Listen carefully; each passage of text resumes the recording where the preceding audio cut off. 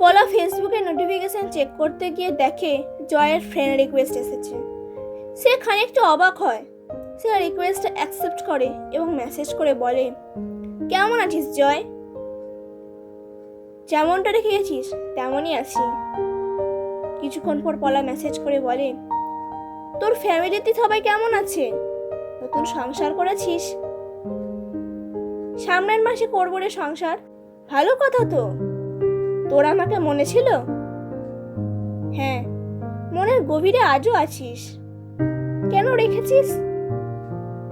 চেষ্টা করিনি, আর বোধহয় চেষ্টা করলেও পারতাম না। কি ভাগ্য আমার, এই পোড়ার মুখোর কোনো একটা মনে ঠাঁই আছে। আর এই পোড়ার মুখো তো তুই আমার জন্যই হয়েছিস।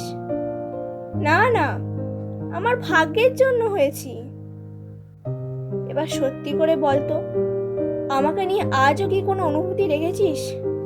হয়তো রয়ে গেছে হৃদয়ের কোনো এক অন্তরালে, ধুলো পড়ে গেছে হয়তো। ধুলো পরিষ্কার জন্য আসছে তো। হাসালি, সে কি করে আমার এই ধুলো পড়ার অনুভূতির কথা জানবে? সে যদি জেনেই যায় আমার ঘরের চালে ফুটো, তবে সে আসবে কেন? সত্যিটা তুই কতদিন লুকিয়ে রাখতে পারবি? একদিন একদিন ঠিকই তো সেই ফুটো বেয়ে জল ঘরে পড়বে। আমি তো পড়তে দেব না। সেই ফুটো জোড়াতালি দিয়ে চালিয়ে নেব। তোর যখন ঘরের চাল বেয়ে জল পড়েনি, আমারই বা পড়বে কেন? সে হয়তো পড়েনি, কিন্তু আন্দাজ সে করেছে আমার ঘর পোক্ত নয়। আঘাত লাগলে ভেঙে যাবে। সে আঘাত বোধহয় করেনি, তাই মেরামতি করার সুযোগ পেয়েছিস অনেকটা, তাই না?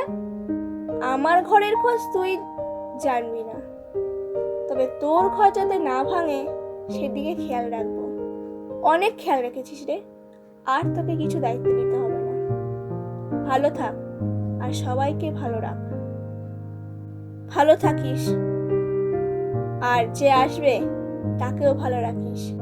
অতীত থেকে শিক্ষা নিয়ে বর্তমানটাকে ভালো করে গড়ে নে, তাহলে ভবিষ্যৎ সুন্দর হবে।